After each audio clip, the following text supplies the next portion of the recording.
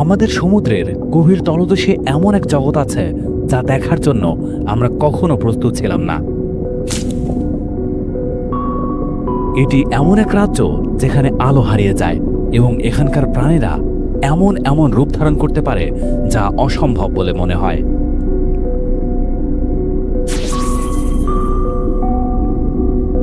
একটা জিনিস কখনো ভেবেছেন কি, সমুদ্রের যত গভীরে নামা যায় সামুদ্রিক প্রাণীগুলো তত ভয়ঙ্কর, বিশালাকার আর অদ্ভুত হতে থাকে।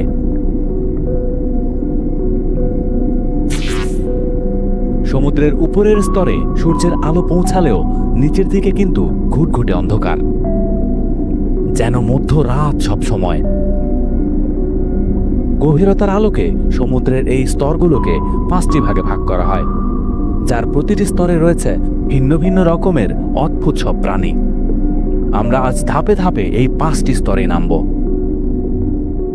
আমরা মঙ্গল গ্রহে রোভার যান পাঠিয়েছি। আমরা মহাকাশের দূরবর্তী গ্যালাক্সির মানচিত্র তৈরি করেছি, কিন্তু গভীর সমুদ্রের আমরা এর 5%-এরও কম আবিষ্কার করেছি। আমরা চাঁদের পৃষ্ঠ সম্পর্কে যা জানি তার চেয়েও কম জানি আমাদের নিজেদের সমুদ্রের 6000 ফুট নিচে কি ঘটছে সে সম্পর্কে। আমরা এখন সমুদ্রের প্রথম স্তরে। এই স্তরের নাম এপিপেলাজিক জোন। এই স্তর সূর্যের আলোয় আলোকিত হয়ে থাকে। এটি উজ্জ্বল স্তর এবং জীবনে ভরপুর। সূর্যের আলোর জন্য এখানে প্ল্যাঙ্কটন জন্ম নেয়, যা মাছেদের খাবার, আর এই ছোট ছোট মাছেদের খায় হাঙ্গর থেকে তিমি পর্যন্ত বড় বড় মাছ। এছাড়াও আরো চেনা জানা অনেক প্রাণী থাকে এই স্তরে। এই স্তরে এভাবেই পুরো খাদ্য শৃঙ্খল বেঁচে থাকে। এখানকার প্রাণীরা রঙিন এবং সংখ্যায় প্রচুর, কিন্তু 200 মিটারের নিচে নামলেই সেই আলো ম্লান হতে শুরু করে। আমরা এখন প্রবেশ করছি টুয়াইলাইট বা গোধূলি জোনে। এই স্তরটি সমুদ্রের এক বিশাল স্তর, যা 1 কিলোমিটার গভীর পর্যন্ত বিস্তৃত। এখানে সূর্যের রশ্মি সালোক সংশ্লেষণের জন্য অত্যন্ত দুর্বল। প্ল্যাঙ্কটনের জঙ্গল এখানে অদৃশ্য হয়ে যায়। এখানে কোনো ছোট উদ্ভিদ নেই, নেই কোনো সবুজ শক্তি। আছে শুধু ওপর থেকে ঝরে পড়া কণার ধীর তুষারপাত। এগুলো প্ল্যাঙ্কটনের বর্জ্যের ক্ষুদ্র টুকরো এবং মৃত দেহাবশেষ। বিজ্ঞানীরা একে বলেন মেরিন স্নো বা সামুদ্রিক তুষার। আমাদের কাছে এটি নগণ্য মনে হতে পারে, কিন্তু এখানের প্রাণীদের কাছে এটাই জীবন, কিন্তু আমাদের চেনা জীবনের মতো নয়। টুয়াইলাইট জোনের প্রাণীরা পৃথিবীতে সবচেয়ে অদ্ভুত কিছু রূপে বিবর্তিত হয়েছে। অনেকেই স্বচ্ছ, তাদের শরীর কাঁচের মতো। গ্লাস স্কুইড তার অঙ্গ প্রত্যঙ্গগুলোকে প্রায় অদৃশ্য রেখে ভেসে বেড়ায়, যেন নীল জঙ্গলের একটা ভূত। গ্লাস অক্টোপাস তো প্রায় দেখাই যায় না, তার চোখই একমাত্র দৃশ্যমান অংশ। কেন এখানের এত প্রজাতি স্বচ্ছ রূপ ধারণ করে তা এখনো একটি রহস্য। এটা হয়তো তাদের ছদ্মবেশ, আচ্ছা আলোতে অদৃশ্য হয়ে যাওয়ার একটি উপায় বের করে ফেলেছে টিকে থাকার জন্য। তারা শরীরের রং এমনভাবে পরিবর্তন করতে পারে যেন তারা নিমিষেই হারিয়ে যায়। অন্যরা বেছে নেয় বিপরীত কৌশল, অদৃশ্যতা নয় বরং আলো। এই আধো অন্ধকারে কিছু প্রাণী তাদের নিজস্ব আলোয় আভা তৈরি করে, যা বায়োলুমিনেসেন্স নামে পরিচিত। আমাদের কাছে এটা ড্যাজলিং। আলোর ঝলকানি, উজ্জ্বল প্যাটার্ন, পুরো শরীর যেন লণ্ঠনের মতো জ্বলছে আর নিচ্ছে। কিন্তু এখানে এই আলো তৈরি না করলে হয়তো তারা বাঁচবে না। কেউ কেউ এটা শিকারকে প্রলুব্ধ করতে ব্যবহার করে, কেউ সঙ্গী খুঁজে পেতে, আর কেউ অদৃশ্য হতে। এই কৌশলটিকে বলা হয় কাউন্টার ইলুমিনেশন। নিচ থেকে শিকারীরা ওপরের আবছা আলোর বিপরীতে একটি অন্ধকার ছায়া মূর্তি দেখতে পায়। লুকানোর জন্য ফায়ারফ্লাই স্কুইডের মতো প্রাণীরা তাদের পেট আলো উৎপাদনকারী অঙ্গ দিয়ে ঢেকে রাখে। তারা তাদের উজ্জ্বলতা এমনভাবে সামঞ্জস্য করে যাতে তা ওপরের আলোর সাথে পুরোপুরি মিলে যায়। তারা নিজেদের রূপরেখা মুছে ফেলে এবং মুহূর্তেই অদৃশ্য হয়ে যায়। অন্যান্য প্রজাতি আরও অদ্ভুত খেলা খেলে। এই জেলিটির নাম ব্লাড বেলি কম্ব। এরা গাঢ় লাল রঙে চলে, কিন্তু সমুদ্রের বেশিরভাগ প্রাণী লাল আলো দেখতে পারে না, ফলে এই জেলিটিকে সম্পূর্ণ কালো দেখায়। তারা সহজেই অন্য শিকারীদের থেকে লুকাতে পারে এবং নিজেরাও সহজে শিকার করতে পারে। আলোর তৈরি এই জগতে তারাই সিদ্ধান্ত নেয় কে দৃশ্যমান হবে আর কে হারিয়ে যাবে। কিন্তু টয়লাইট জোনে শুধু আলোর কৌশলই নেই, এটি সমুদ্রের সবচেয়ে বড় কিছু দৃশ্য ধারণ করে। প্রতি রাতে যখন ওপরে অন্ধকার নেমে আসে, কোটি কোটি প্রাণী গভীর থেকে সমুদ্রের উপরে উঠে আসে। ল্যান্টার্ন ফিশ, স্কুইড, জেলি, গভীরের এক বিশাল সেনাবাহিনী রাতের অন্ধকারে প্ল্যাঙ্কটন খাওয়ার জন্য উপরে উঠে আসে। ভোরে তারা আবার সমুদ্রের গভীরে ডুব দেয়, অন্ধকারে অদৃশ্য হয়ে যায়। এই বিশাল দৈনিক চলাচলকে বলা হয় ডায়াল ভার্টিক্যাল মাইগ্রেশন। এটি পৃথিবীর বুকে সবচেয়ে বড় প্রাণীর ঝাঁক, সমস্ত পশুপাল এবং দলের সম্মিলিত সংখ্যার চেয়েও বড়। টয়লাইট জোন হলো সেই জায়গা যেখানে জীবনের পরিচিত নিয়মগুলো বাঁকতে শুরু করে, যেখানে স্বচ্ছতাই ধর্ম, যেখানে আলো লুকানোর জন্য ব্যবহৃত হয়, যেখানে কোটি কোটি প্রাণী মানব জাতির চেয়েও পুরনো এক ছন্দে ওঠে আর নামে। 1 কিলোমিটারের পর সমস্ত সূর্যালোক অদৃশ্য হয়ে যায়। আমরা পৌঁছে গেছি মিডনাইট জোনে, এমন এক জগৎ যা 4000 মিটার পর্যন্ত বিস্তৃত। এখানে ভোর নেই, সন্ধ্যা নেই, শুধু অনন্ত রাত। তাপমাত্রা হিমাঙ্কের সামান্য উপরে থাকে। এখানকার পানির চাপ পৃষ্ঠের চেয়ে শত শত গুণ বেশি। মানুষের চোখে একে এমন এক জগৎ মনে হতে পারে যেখানে কিছুই বাঁচতে পারে না। তবুও এখানে চলছে বিশাল এক জীবনের সাম্রাজ্য, এক দৈত্যাকার প্রাণের কারখানা। ধরুন ড্রাগন ফিশের কথা। এটি বেশিরভাগ প্রাণীর মতো নয়, এরা লাল বায়োলুমিনেসেন্স তৈরি করতে পারে।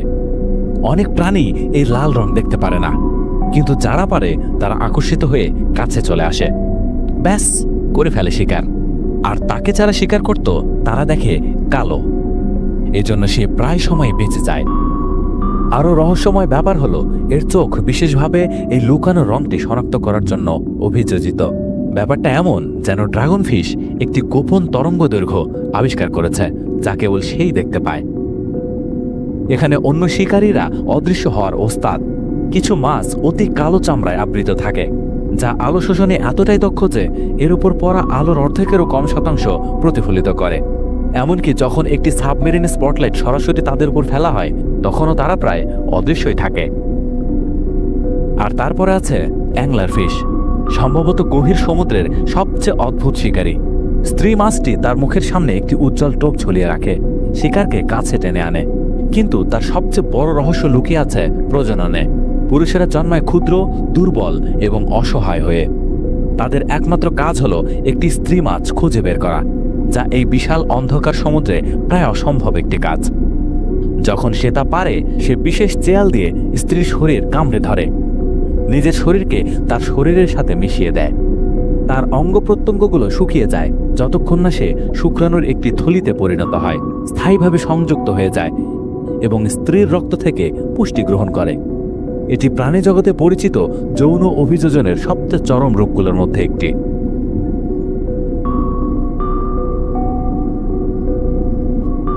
চার কিলোমিটার নিচে আমরা খোলা জল ছেড়ে সমুদ্রের অতল স্পর্শী তলে পৌঁছাই। এটি অ্যাবিসাল প্লেন, পৃথিবীর অন্যতম বৃহত্তম বাসস্থান, যা আমাদের এই গ্রহের পৃষ্ঠের অর্ধেকেরও বেশি জুড়ে রয়েছে। এখানে কোনো ল্যান্ডমার্ক নেই, কোনো প্রবাল প্রাচীর নেই, কোনো সবুজ বন নেই, কোনো উঁচু পর্বত নেই, শুধু মাইলের পর মাইল কাদার এক বিশাল মরুভূমি। তাপমাত্রা কখনোই 4 ডিগ্রি সেলসিয়াসের উপরে ওঠে না। খাবার দুর্লভ। এখানে টিকে থাকার জন্য এমন কৌশল প্রয়োজন যা পৃথিবীর অন্য কোথাও দেখা যায় না। অতলের অনেক প্রাণী তাদের অগভীর জলের আত্মীয়দের তুলনায় দৈত্যাকার। জায়ান্ট আইসোপড, যা কুকুর ছানার আকারের, পলিমাটির উপর দিয়ে ছুটে বেড়ায়। অ্যাম্ফিপড, যা সাধারণত ক্ষুদ্র হয়, সেগুলো মানুষের হাতের চেয়েও লম্বা হতে পারে। এমনকি কলোসাল স্কুইড, জীবিত বৃহত্তম অমেরুদণ্ডী প্রাণীদের মধ্যে অন্যতম, তারা এই গভীরতায় চড়ে বেড়ায়। বিজ্ঞানীরা এই ঘটনাকে বলেন ডিপ সি জাইগ্যান্টিজম বা গভীর সমুদ্রের দৈত্যাকৃতি। কিন্তু কেন এটি ঘটে তা একটি খোলা রহস্য। কেউ কেউ বলেন এটি শক্তি সংরক্ষণ করার জন্যই তারা বড় আকৃতিতে বিবর্তিত হয়েছে। অন্যরা মনে করেন এটি দুর্লভ শিকারীদের বিরুদ্ধে ভালো প্রতিরক্ষা প্রদান করে। সত্যিটা হলো গবেষকরা এখনো জানে না।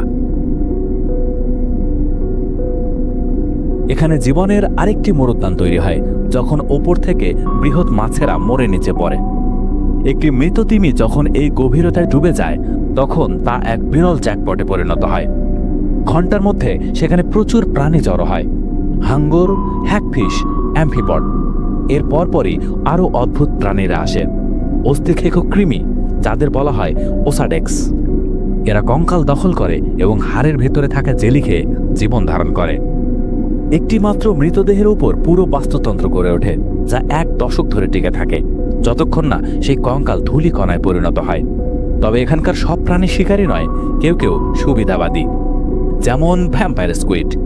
এর ভয়ঙ্কর নাম সত্ত্বেও এটি মোটেও শিকারী নয়। এটি লম্বা আঠালো ফিলামেন্ট ব্যবহার করে ভাসমান সামুদ্রিক তুষারের কণা সংগ্রহ করে।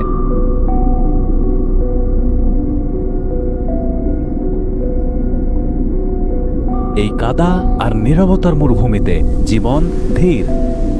প্রাণীরা ধীরে ধীরে বড় হয়, খুব কমই প্রজনন করে এবং শত শত বছর বেঁচে থাকে।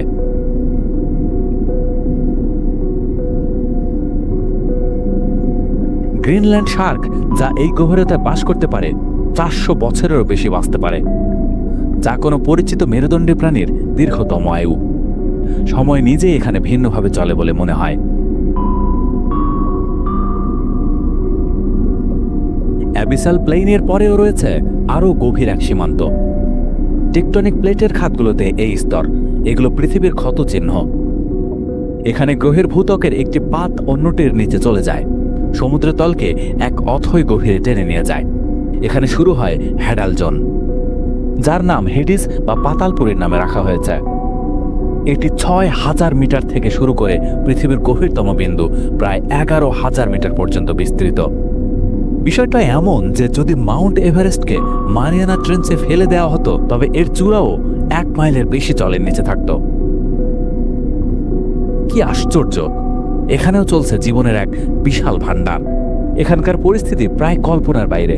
তাপমাত্রা হিমাঙ্কের কাছাকাছি থাকে, যা পৃষ্ঠের চেয়ে 1000 গুণেরও বেশি হতে পারে। একটি মানবদেহের জন্য এটি হবে তাৎক্ষণিক মৃত্যু, এবং তবুও জীবন এখানে কেবল বেঁচেই থাকে না, বরং রাজ করে বেড়ায়। সবচেয়ে আশ্চর্যজনক প্রাণীদের মধ্যে রয়েছে স্নেইল ফিশ, যা ট্রেঞ্চের একেবারে নিচে বাস করে। ভঙ্গুর জেলির মতো পাতলা স্বচ্ছ চামড়াযুক্ত। তাদের দেখে মনে হয় তারা এত প্রতিকূল পরিবেশে টিকে থাকার জন্য খুবই নাজুক। তবুও তারা সবচেয়ে গভীর বসবাসকারী মেরুদণ্ডী প্রাণী, যেখানে অন্য কোনো মাছ বাঁচতে পারে না। অন্যান্য বাসিন্দারা ছোট, কিন্তু কম অসাধারণ নয়। অ্যাম্ফিপড, দেখতে চিংড়ির মতো, ট্রেঞ্চের তলদেশে বিশাল সংখ্যায় ঝাঁক বেঁধে থাকে। সাম্প্রতিক গবেষণায় তাদের শরীরের ভিতরে প্লাস্টিকের কণা পাওয়া গেছে। এটি প্রমাণ করে যে মানুষের হিংস্রতা এই গভীর তলদেশেও পৌঁছে গেছে। আর হ্যাডাল জোনের কিছু অদ্ভুত প্রাণী তো কাঠ হজম করার ক্ষমতা অর্জন করেছে। একটি হ্যাডাল অ্যাম্ফিপডের মধ্যে একটি অনন্য সেলুলোজ এনজাইম, যা কাঠ হজমকারী উপাদান, তা পাওয়া গেছে। ভাবুন, যেখানে কোনো গাছপালা নেই সেখানে মাঝে মাঝে ভেসে আসা কাঠের টুকরোকে সরাসরি শক্তিতে রূপান্তর করা এক অবিশ্বাস্য টিকে থাকার কৌশল। কিন্তু কেন এই গভীর অন্ধকার বরফ শীতল জলে এই প্রাণীরা দৈত্য আকৃতির হয়ে থাকে? এটি কি গভীর অন্ধকার সমুদ্রের একটি ভুতুড়ে কাকতালীয় ঘটনা, নাকি এই প্রতিকূল পরিবেশে জীবনের একটি বৈশিষ্ট্য? গভীর সমুদ্রে খাবার কম আর শিকারী প্রাণীর ভয় বেশি। এ কারণে সেখানে থাকা প্রাণীদের বেঁচে থাকতে বিশেষ কৌশল লাগে। তাই অনেক গভীর সমুদ্রের প্রাণী খুব বড় হয় এবং তাদের বিপাকক্রিয়া খুব ধীর হয়। ক্লাইবারের সূত্র বলে, প্রাণী যত বড় হয় তার শরীর তত বেশি শক্তি ও দক্ষ হয়ে যায়। অর্থাৎ বড় প্রাণীদের শরীর ছোট প্রাণীদের তুলনায় কম শক্তি খরচ করে।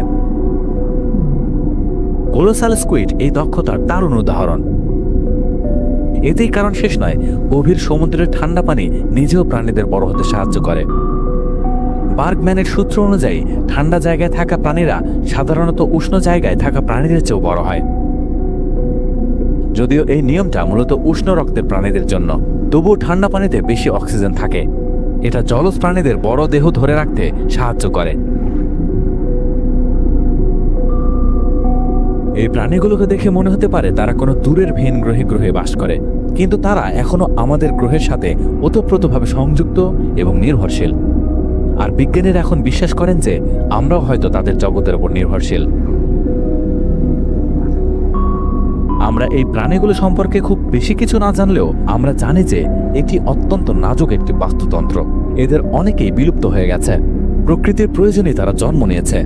এটাই সৃষ্টিকর্তার নিয়ম। অতিরিক্ত মাছ ধরা, প্লাস্টিক দূষণ, জলবায়ু পরিবর্তনের কারণে সমুদ্রের রসায়নের পরিবর্তন এবং গভীর সমুদ্রে খনিজ উত্তোলন, এই সবই এই প্রাণগুলোর জন্য হুমকি স্বরূপ। শত শত বছর ধরে মানুষ গভীর সমুদ্রের ট্রেঞ্চগুলোকে প্রাণহীন শূন্যতা, সমুদ্রের নিচে নীরব কবর বলে কল্পনা করত। কিন্তু আমরা যা খুঁজে পেয়েছি তা হলো বিস্ময়তা। এমন জীবন যা সবচেয়ে চরম চাপ সহ্য করে নিজেকে বাঁচিয়ে রাখে, নতুন আকার দেয় এবং পুনরায় জন্ম নেয়। এখনো 80%-এরও বেশি সমুদ্র অনাবিষ্কৃত। প্রতিটি ডুব আমাদের সামনে এমন সব প্রাণী নিয়ে আসে যা আগে কখনো কল্পনাও করা হয়নি। হয়তো সবচেয়ে বড় রহস্য হলো এই পৃথিবী এখনো নিজের মধ্যে এমন সব গোপনীয়তা ধারণ করে যা কেউ এর ব্যাখ্যা দিতে পারবে না।